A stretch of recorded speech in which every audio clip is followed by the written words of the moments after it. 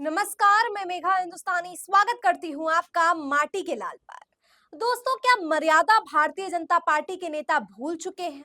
भाजपा के मंत्री के जुबान से जो निकल रहा है उसे सुनकर ऐसा ही लग रहा है कि बीजेपी के मंत्री और खास तौर पर योगी के मंत्री की मर्यादा की भाषा टूट रही है, सीमा जो है वो लांघ चुके हैं। जिनकी बात मैं कर रही हूँ दरअसल उन्हें मुख्यमंत्री का अगला उम्मीदवार या यूं कहूं योगी आदित्यनाथ के बाद मुख्यमंत्री पद के लिए उनका नाम भी आता है। जी हाँ, बात कर रही हूँ उत्तर प्रदेश के ही योगी सरकार के मंत्री एके शर्मा की। एके शर्मा ने समाजवादियों को गाली देने का काम किया है और कैसे सोशल मीडिया पर अपने ऑफिशियल ट्विटर हैंडल से गंदी भाषा का प्रयोग किया है। इसको लेकर कांग्रेस ने खूब खरी खोटी यहाँ पर सुनाने का काम किया है और दिखाया है आईना एके शर्मा को कि किस तरीके का भाषा का इस्तेमाल किया गया है। तो सबसे पहले आपको बताते हैं कि ये पूरा मामला कहां से शुरू होता है। दरअसल समाजवादी पार्टी की मीडिया सेल एक पोस्ट शेयर करती है जिसमें वो बताती है कि पेड़ों के बीच से एक तार गुजर रहा है। मतलब पेड़ों की टहनियों के बीच से जो तार गुजर रहा है और इसको सवाल उठाते हुए पूछ रही है कि क्या ये विकास है। देखिए क्या ट्वीट किया इस अंदर। बिजली मंत्री कहाँ है?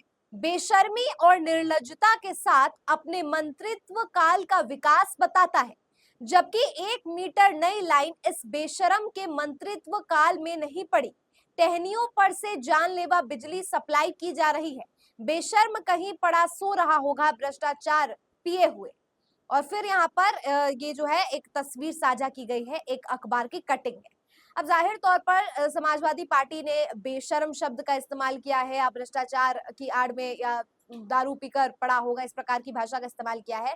लेकिन ये उतना नहीं था। इसके बाद जो रिप्लाई आया है, जो जवाब के रूप में एके शर्मा ने योगी के मंत्री ने कहा है, उसे सुनकर आप समझिए कि भाजपा के अंदर किस प्रकार की मर्यादा को बढ़ता जाता है। एके शर्मा ऑफिस के ऑफिशियल हैंडल से ट्वीट किया जाता है, तुम हरामी के पिल्लों को जहर उगलने की इतनी जल्दी है कि ठीक से पूरा न्यूज भी नहीं पढ़ते। हरामजादे, उसी न्यूज में लिखा है कि तुम्हारे बाप के जमाने से चली आ रही पुरानी जर्जर लाइन को जल्द ही बदल दिया जाएगा। तुम सब जो बिजली का पैसा खा गए हो उसकी जगह अब जाकर नए तार खंबे लगाए जा रहे हैं। 100 चूहे खाकर बिजली चली हज को। अब इसमें आप देख सकते हैं किस शब्दावली का प्रयोग किया गया है और शब्दों का चयन या मैं कहूँ गाली देने का काम यहाँ पर समाजवादी पार्टी को किया गया है। यही बात एक अलग ढंग से कही जा सकती थी, बेहतर ढंग से कही जा सकती थी, जिसमें तस्वीरों के साथ, तथ्यों के साथ उजागर किया जा सकता था कि क्या-क्या समाजवादी पार्टी के कार्यकाल में नहीं हुआ है जो कि भाजपा के कार्यकाल में हो रहा है। लेकिन तस्वीरें होंगी तब साझा की जाएगी, तथ्य होंगे तब उजागर किए जाएंगे और बिना तथ्य के आधार पर ऐसी भाषा का प्रयोग करना कहां तक जायज है, आप कमेंट में बताइए। इसके अलावा कांग्रेस की राष्ट्रीय प्रवक्ता सुप्रिया श्रीनेत ने एके शर्मा के इस ट्वीट पर रिप्लाई दिया और कहा है, मोदी के बेहद करीबी अरविंद कुमार शर्मा उत्तर प्रदेश में बिजली मंत्री है, पहले गुजरात में अधिकारी थे। इनकी भाषा से आप मोदी से इनकी नजदीकी का अनुमान लगा सकते हैं। मुख्यमंत्री जी, आपका इनसे 36 का आंकड़ा है, पर मंत्री तो आपकी कैबिनेट में है। मूक दर्शक बनेंगे या कुछ करेंगे। अब मंत्री जो है एके शर्मा, अरविंद कुमार शर्मा, यहाँ पर थमते नहीं। इसके बाद भी वो गाली गलौज करने से बाज नहीं आते।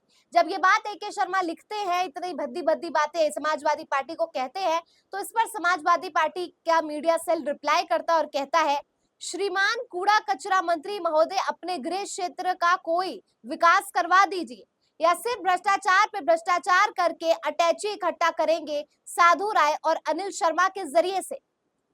नोएडा अथॉरिटी में किसी महिला लेखपाल और अनिल शर्मा जांच हो रही है जिसके भ्रष्टाचार की के जरिए से और भ्रष्टाचार की रकम अटैची में भर भर के आती है और आपके पास ऐसी खबरें आती हैं।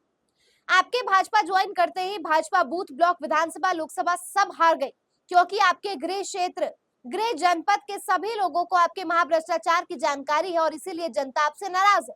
कब तक दिल्ली की कृपा पर यूपी के 2 विभागों का खून पिएंगे महोदय? नहीं संभल रहा तो छोड़ क्यों नहीं देते? बेशर्मी से भ्रष्टाचार करते हुए गाली गलौज वाला आचरण अच्छी बात नहीं है। अब इसको लेकर एक तथ्य भी साझा किया जाता है समाजवादी पार्टी के द्वारा, जिस पर एके शर्मा का जवाब आता है और कहते हैं ये संपूर्ण झूठ, तथ्यहीन और आपत्तिजनक है। परिवार को बीच में लाकर अनर्गल आक्षेप लगाकर मंत्री जी की छवि बिगाड़ने की कोशिश है, इस पर कानूनी कार्रवाई का रास्ता तलाशा जाएगा। मुझे लगता है अरविंद कुमार शर्मा सुप्रीम कोर्ट का वो फैसला भूल गए जिसमें योगी सरकार को न केवल फटकार लगाई जाती है बल्कि सवाल पूछने पर, आलोचना करने पर पत्रकार या किसी भी व्यक्ति पर एफआईआर करने की का कोई अधिकार नहीं है योगी आदित्यनाथ को, ये बात सुप्रीम कोर्ट कहता है। तो आखिरकार अरविंद कुमार शर्मा किस घमंड में यह बात कह रहे हैं कि कानूनी कार्रवाई का रास्ता तलाशा जाएगा, जब आप अभिषेक उपाध्याय जैसे पत्रकारों पर कानूनी कार्रवाई के जरिए एफआईआर करके योगी आदित्यनाथ को ईश्वरीय छवि बताने का प्रयास करते हैं तो सुप्रीम कोर्ट आपकी नकेल कसती है और अब आप समाजवादी पार्टी के नेता को कानूनी कार्रवाई का रास्ता बता रहे हैं। खैर, इस पर समाजवादी का जवाब आता है और समाजवादी पार्टी कहती है किसी भी कानूनी कार्रवाई से डरता कौन है, तुमने जो लिखा है उसका जवाब तुम्हें मिले, आगे भी जितना लिखोगे उसका 4 गुना वापस पाओगे, या उधर किसी का रखा नहीं जाता, वापस दिया जाता है ब्याज समेत, वो भी त्वरित। इसीलिए प्रपंच प्रलाप मत करो, जो करना है जाकर करो और हाँ सुनो, तमीज से रहना, तमीज से बोलना और आगे अब शब्दों का प्रयोग करना तो सोच समझकर करना। तो ये बात जो है समाजवादी पार्टी लिखती है जब इसमें इसके बारे में कहा जाता है कानूनी कार्रवाई के बारे में। इसके बाद AK शर्मा लिखते हैं कानून जब काम करता है तो बड़े बड़े लोग औकात में आ जाते हैं, अपनी भाषा पर नियंत्रण रखना सीखो। हमें तुम्हारे जैसे लोगों से लगने का कोई शौक नहीं है, लेकिन जो जैसा करेगा उसे 8 गुना वैसा मिलेगा। अब ये 4 गुना 8 गुना मर्यादा कौन लांघ रहा है, भाषा पर लगाम या भाषा पर संयम कौन रख रहा है कौन नहीं, ये तो आप इस बात का आप निर्णय खुद करेंगे। लेकिन जरा सोचिए कि यहाँ पर ये मुझे सबसे ज्यादा अचंभित करने वाली बात या ऐसी बात जिस पर आज खबर बननी चाहिए वो सिर्फ गाली गलौज और भद्दी भाषा का प्रयोग नहीं, बल्कि इस पर भी करना चाहिए कि जब योगी आदित्यनाथ से तथ्यों के माध्यम से कोई सवाल पूछता है तो योगी के मंत्री आगे खड़े होकर मुंह बंद करने के लिए एफआईआर का और कानूनी कार्रवाई की धमकी दे देते हैं। अब ऐसे में आसानी से समझा जा सकता है कि योगी आदित्यनाथ के लिए, भारतीय जनता पार्टी के लिए आलोचना बिल्कुल भी गले से उतरता नहीं है। निंदा करना, सवाल पूछना, ये तो शायद बीजेपी की डिक्शनरी में है ही नहीं, या आलोचनाओं को झेलना भी शायद भारतीय जनता पार्टी की क्षमताओं से बाहर हो रहा है। लिहाजा अब कानूनी कार्रवाई करने की धमकी दी जाती है। जरा सोचिए, अगर आप अपने प्रदेश में सरकार से सवाल पूछे, आप अपने प्रदेश में सरकार की निंदा करें, आलोचना करें और उन्हें विकास के कार्य करने के लिए बाधित करने के लिए कहते हैं, तो उल्टा आप पर ही कानूनी कार्रवाई करने के लिए धमकी दे दी जाती है। वो भी तब जब अभिषेक उपाध्याय पत्रकार जो ठाकुर बनाम यादव पर लेख लिखते हैं तो उसको लेकर उन पर एफआईआर कर दी जाती है और सुप्रीम कोर्ट योगी आदित्यनाथ को आईना दिखाते हुए एफआईआर वापस लेने को कहते हैं।